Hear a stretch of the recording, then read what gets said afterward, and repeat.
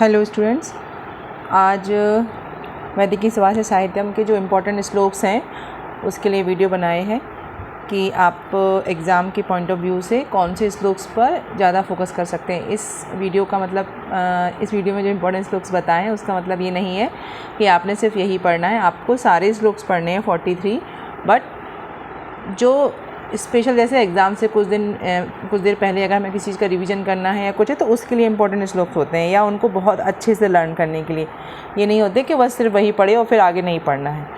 तो 43 श्लोक्स हैं टोटल, और मैंने उसमें से 25 श्लोक्स जो हैं वो इंपॉर्टेंट श्लोक्स निकाले हैं आप लोगों के लिए एग्ज़ाम पॉइंट ऑफ व्यू से। अभी कुछ यूनिवर्सिटीज़ में एग्ज़ाम्स हो चुके हैं और जो वहाँ का पेपर पैटर्न आया है उस हिसाब से आप ये मान के चलिए कि आपको हर चीज़ को समझ के पढ़ना है, सिर्फ रटने से काम नहीं चलेगा। यदि आप उस चीज़ को समझ के नहीं पढ़ेंगे तो आंसर नहीं लिख पाएंगे जानते हुए भी। जैसे वैदिक स्वास्थ्य साहित्यम का श्लोक पूछा, अब उन्होंने अगर वाक्यार्थ भावार्थ नहीं पूछा और उसमें से व्याकरणांश पूछ लिया तो आपको व्याकरणांश आना ही चाहिए। और वो कब आएगा? जब आप पद विच्छेद अच्छे से सीखोगे। किसी भी श्लोक के बड़े बड़े पदों को जब हम बड़े बड़े जो पद होते हैं उसको जब हम शब्दों में तोड़ते हैं तो वो शब्द में किस बेस पर तोड़ते हैं? कुछ नियम होंगे तभी उसी बेस पर ही तोड़ेंगे। ऐसा तो है नहीं है कि आप जिसको जो समझ में आ रहा है उसके हिसाब से तोड़ेंगे। तो वो जब हम ब्रेक कर रहे हैं तो उसमें जो संधि और समास लगे उसके बेस पर ही वो ब्रेक हो रहा है। तो वो जब आपको संधि और समास पता होंगे तो जब आप पद विच्छेद सीखेंगे तो आपको संधि समास भी समझ में आएगा, और जब संधि समास समझ में आएगा तो वही का वही फिर आपने लिख देना है। अगर एग्जामिनर ने ऐसे पूछा है कि संधि समास लिखिए, या किसी वर्ण का रूप पूछा है, जैसे कि ये अध्याय प्रथम का पहला श्लोक जो है, इस श्लोक में सुख है इसका रूप पूछ सकते हैं, दुख है इसका रूप पूछ सकते हैं, हित है इसका रूप पूछ सकते हैं, मान का रूप पूछ सकते हैं। ये चीज़ें आपको तभी आएंगी जब आप चीज़ों को समझेंगे। यदि आपको ये पता है कि अकारांत पुल्लिंग क्या होता है, अकारांत स्त्रीलिंग क्या होता है, अकारांत नपुंसकलिंग क्या होता है, तो आप उनके रूप फटाफट से उस बेस पे बना सकते हैं। हर पूरे रूप कोई भी याद नहीं कर सकता है, ना ही करने की ज़रूरत होती है, बस आपको उसको समझदारी से पढ़ना है और उस हिसाब से उसको लिखना है। अभी जैसे जो इम्पोर्टेंट श्लोक्स हैं उसमें जो मैंने एग्ज़ाम में जो आपके पॉइंट्स थे, सिलेबस में जो आपके पॉइंट्स दिए थे 5, उसके बेस पे बनाए थे मैंने। उसमें पद विच्छेद था, विग्रह वाक्य, अन्वय, वाक्यार्थ और शास्त्रार्थ। ज़रूरी नहीं है कि पाँचों की पाँचों चीज़ें पूछी जाएँ आपसे एक भी पूछ सकते, 2 भी पूछ सकते, 3 भी पूछ सकते, 5 भी पूछ सकते हैं। तो आपको सभी तैयार करके रखना है।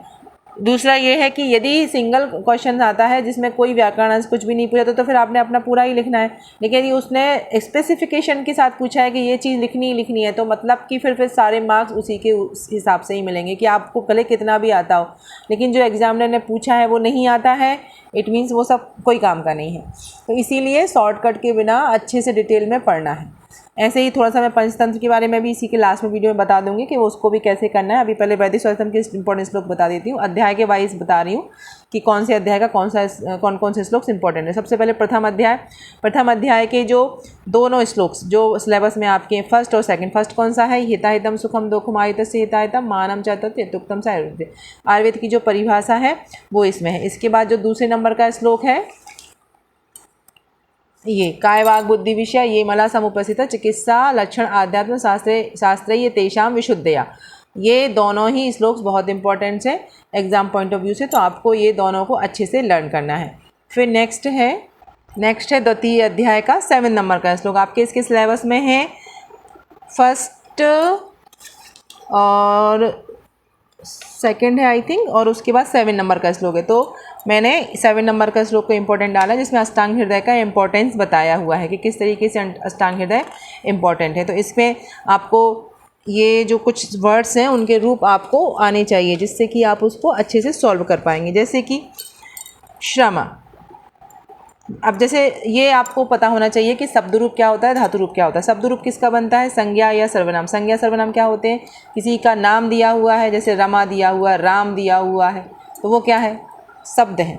संज्ञा क्या होती है? वह, जैसे सह के रूप हैं, तत् के रूप हैं, सर्व के रूप हैं, अस्मत् के, युष्मत् के, ये सर्वनाम के रूप होते हैं। तो ये शब्द रूप होते हैं। शब्द रूप क्या? कारक के हिसाब से चलते हैं, जिसकी 7 विभक्तियाँ होती हैं, एक वचन, द्विवचन और बहुवचन। ये जो होते हैं वो शब्द रूप होते हैं। जो धातु रूप होते हैं वो किसके चलते हैं? क्रिया के, वर्ब के। जहाँ पर किसी भी चीज़ को करने का बताया जाता है, एक्शन फॉर्म बताया जाता है, वो क्रिया होता है। उसके रूप लकार के हिसाब से चलते हैं, क्योंकि क्रिया तो टाइम के हिसाब से होगी ना कि आपने कब, आज किया, कल किया या आगे करेंगे। When you will execute that particular action, उसके बेस पर ही तो उसका आप फॉर्म डिसाइड करोगे ना। तो उस फॉर्म को डिसाइड कर, वो फॉर्म किस बेस पे डिसाइड होगा, वो लकार के बेस पे डिसाइड होगा संस्कृत में।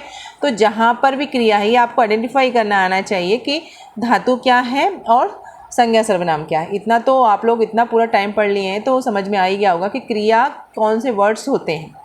ठीक है, तो अब जैसे यहाँ पे श्रम है, तो श्रम क्या है, क्रिया है, श्रम मतलब मेहनत करना। तो इसके जो है उसके शब्द रूप नहीं चलेंगे, इसके चलेंगे धातु रूप, जो चलेंगे लकार के हिसाब से। ठीक है, तो आपको ये ध्यान रखना है, ऐसा नहीं होना है कि श्रम के लिख दो शब्द रूप कारक के हिसाब से साध्य विभक्तियों में, तो बेकार हो गया, वो लकार के हिसाब से लिखने हैं आपको। तो लकार में फिर जो 5 6 7 लकार हुए हैं वो अगर वो पूछे स्पेसिफिक लकार इसके रूप लिखने हैं तो वही लिखिएगा, नहीं पूछे हैं तो आपके मार्क्स के हिसाब से कितने मार्क्स का नंबर उसके हिसाब से वो लकार लिख सकते हैं। तो इस तरीके से सोच समझ के ही लिखना है, कुछ भी नहीं लिखना है। ठीक है, तो द्वितीय अध्याय मात्र एक ही श्लोक है, 7 नंबर का श्लोक। थर्ड अध्याय में कोई श्लोक मुझे इंपॉर्टेंट नहीं लगा। चौथे अध्याय में है सेकंड नंबर, जो सेकंड और थर्ड नंबर के कंटिन्यूशन में 4 लाइन का जो श्लोक है वो वाला, जिसमें कि 4 दान के बारे में बताया हुआ है। तो ये बहुत बड़ा श्लोक है और बहुत इंपॉर्टेंट श्लोक है। इसमें बहुत सारे शब्द रूप हैं, जैसे क्षुधा, क्षुधा क्या है, इसके धातु रूप बनेंगे ना। आतुर लेकिन शब्द रूप है, आतुर किसको बोलते हैं, रोगी को बोलते हैं, तो वो वहाँ पर सर्वनाम के रूप में प्रयोग हो जाएगा। विद्या, इसके क्या चलेंगे, विद्या के, विद्या मतलब ज्ञान होता है, तो ये शब्द रूप चलेंगे। पर देयम क्या होता है, देना, ये चलेगी धातु रूप चलेंगे। ठीक है, इस तरीके से आपको दान, दान के शब्द रूप चलेंगे। तो इस तरीके से आपको इसमें समझ के ही करना, अन्न के शब्द रूप चलेंगे। ये वाला जो श्लोक है सेकंड एंड थर्ड नंबर का श्लोक चिकित्सा महत्व का, जिसमें 4 दान बताए हुए हैं, वो इम्पोर्टेंट है।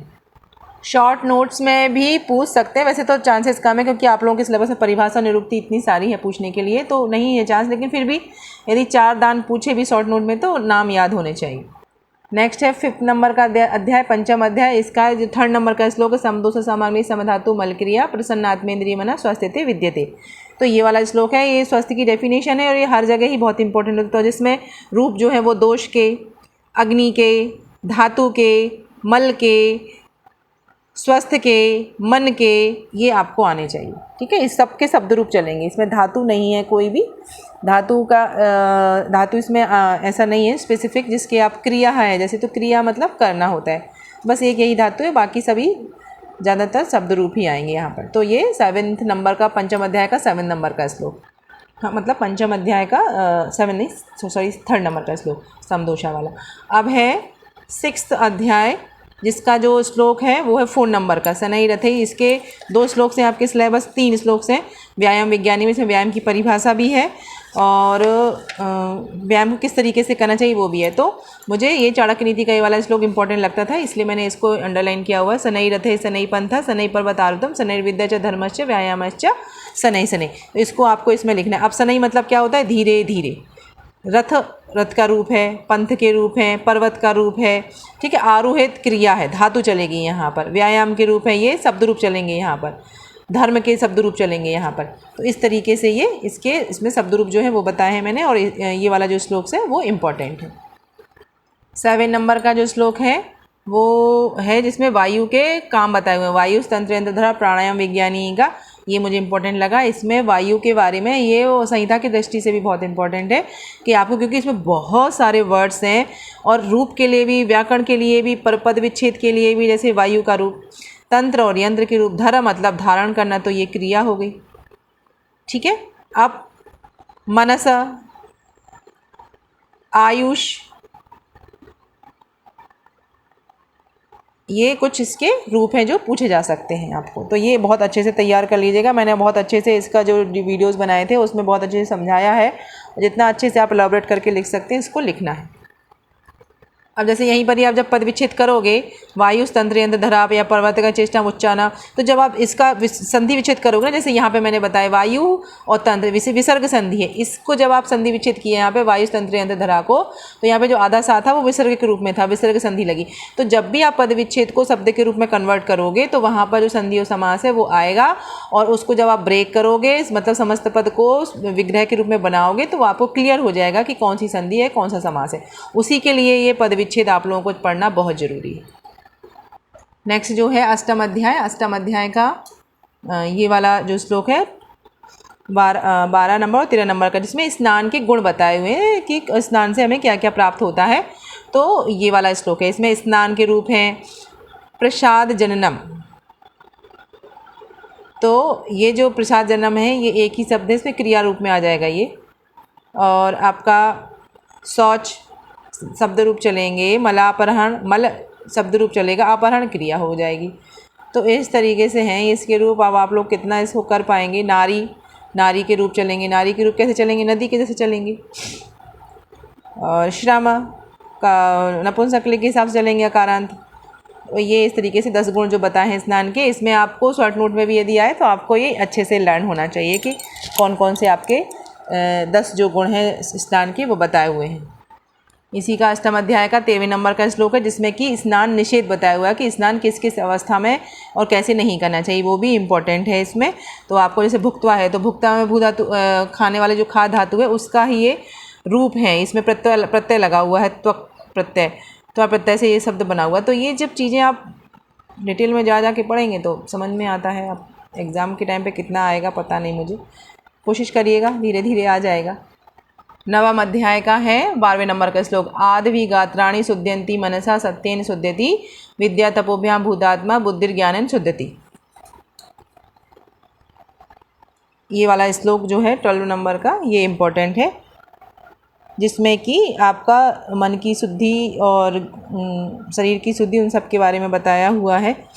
वो यहाँ पर बुद्धि के रूप हैं, ज्ञान के रूप हैं, मन के रूप हैं, ठीक है, आत्मा के रूप हैं, ये इस तरीके से है। और शुद्ध जो है, शुद्ध करना क्रिया है। यहाँ पर सत्य के रूप है, वो शब्द रूप है।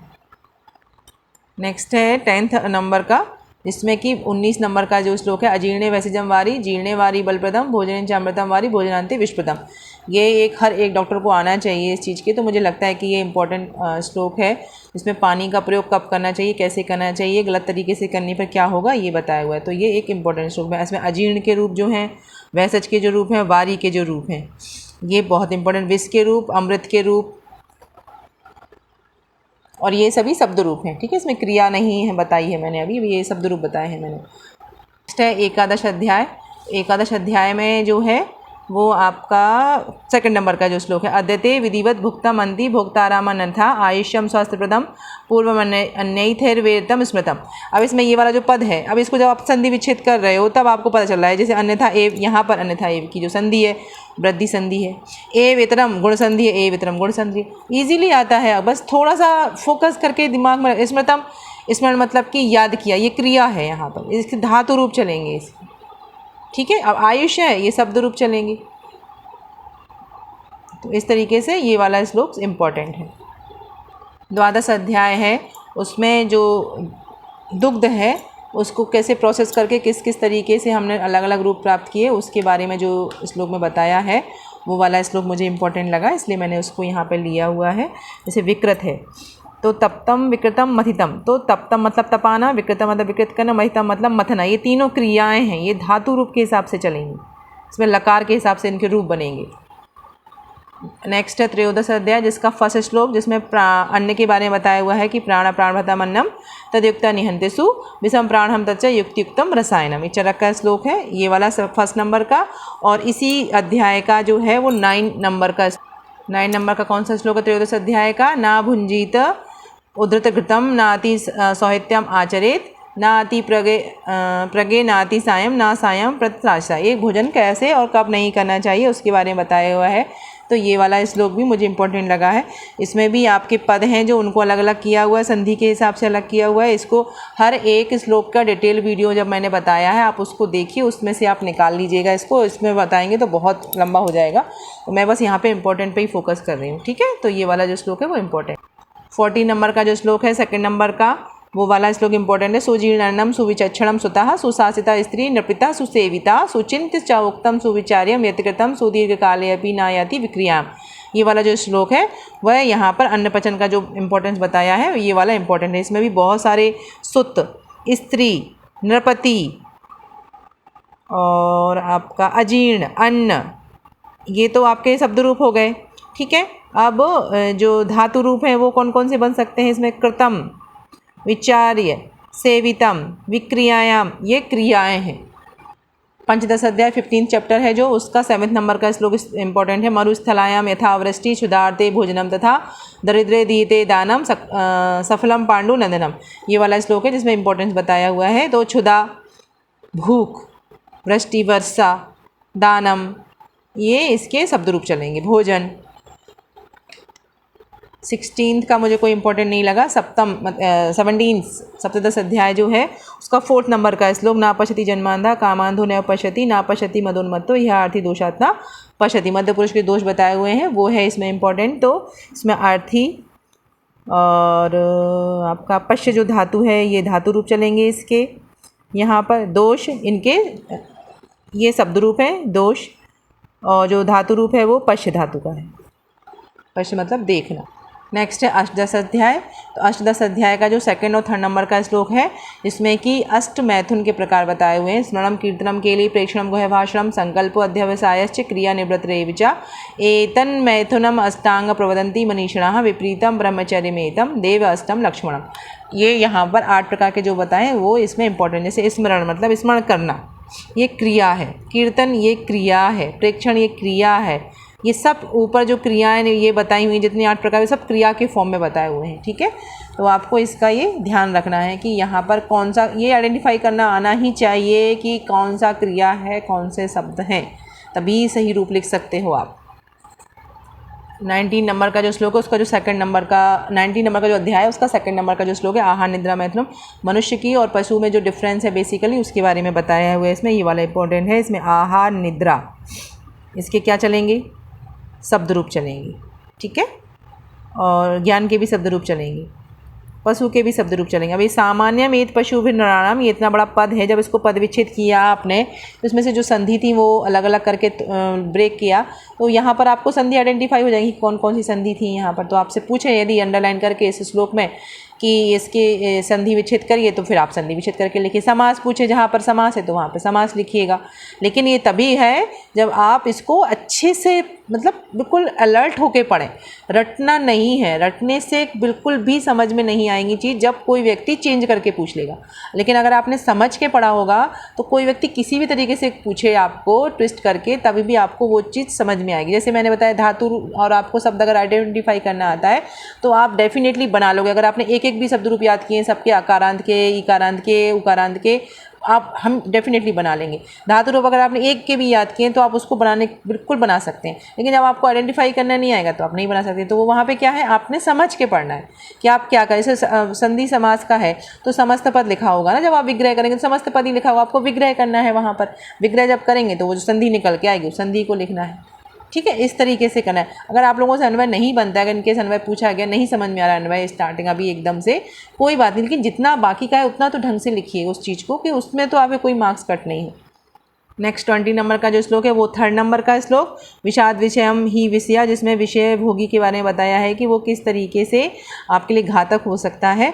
वो वाला श्लोक इसमें इंपॉर्टेंट है। ठीक है, तो विषय है, दुखी है, सदा है, तो इस तरीके से ये शब्द रूप चलने वाले हैं। इसी अध्याय का 12 नंबर का जो श्लोक है, ना जातु कामः कामानुभोगेन साम्यति है हविषा कृष्णावर्ते भूय विवर्तते। हविषा का जिसमें प्रयोग किया हुआ है कि जिस तरीके से आग में घी डालते तो वो बढ़ता है अग्नि, वैसे ही विषयों का है। तो ये वाला इंपॉर्टेंट है। जैसे भूय है तो भूय मतलब क्या होता है, होना, ये धातु है। साम्यति क्या है, ये धातु है। अब आप इसको शब्द रूप लिख दोगे तो गड़बड़। अभिवर्तते वर्धन, वर्धन मतलब बढ़ना होता है, तो ये क्या है, धातु है।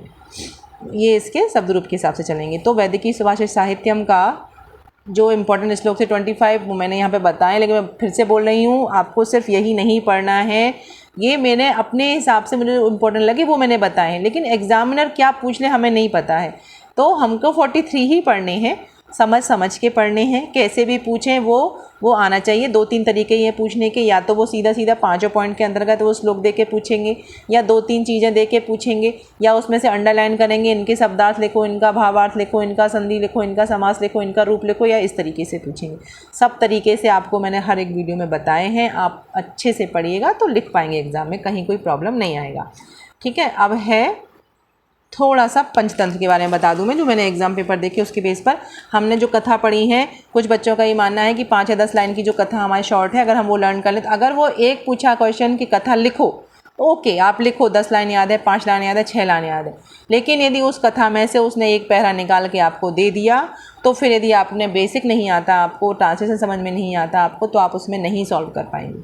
ठीक है, इसीलिए पूरा कहानी को अच्छे से पढ़ो, उसको समझ समझ के पढ़ो। वो जो एक एक पैरा है उनको ट्रांसलेट करके, मतलब उसका अनुवाद करके देखो। जैसे हम इंग्लिश में पढ़ते हैं ना, कॉम्प्रिहेंसिव आते हैं, तो उससे संबंधित फिर क्वेश्चंस आते हैं, तो वैसे ही ये संस्कृत में है कि आपको एक पैरा दे दिया, उसका रेखांकित कर दिया, इसका रूप लिखो, या उसका क्वेश्चन बना के भी दे सकते हैं, उसका आंसर लिखो। तो आपको क्या पेपर आएगा पता नहीं है, लेकिन हमको जितना हम सोच सकते हैं, जितना हम पढ़ सकते हैं, उतना हमें समझ के पढ़ना है। कोई भी कहानी का कहीं का भी पैरा उठा के दिया और यदि आपने नहीं पढ़े होंगे तो नहीं बनेगा ना। तो इसीलिए उसको अच्छे से पढ़ना है।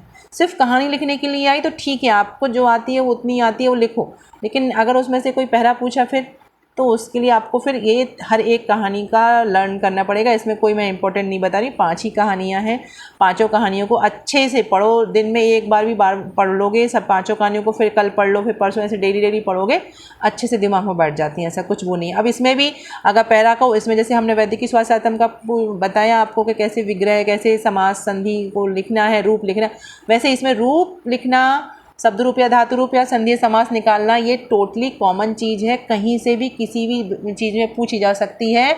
अगर आपको वो बेसिक आपका फर्स्ट पेपर का आपको याद है तो आप इसको कर पाएंगे अच्छे से कि कैसे धातु रूप लिखे जाते हैं, कैसे शब्द रूप लिखे जाते हैं, संधि समास में जो पढ़ाया है उनके जो प्रकार हैं वो।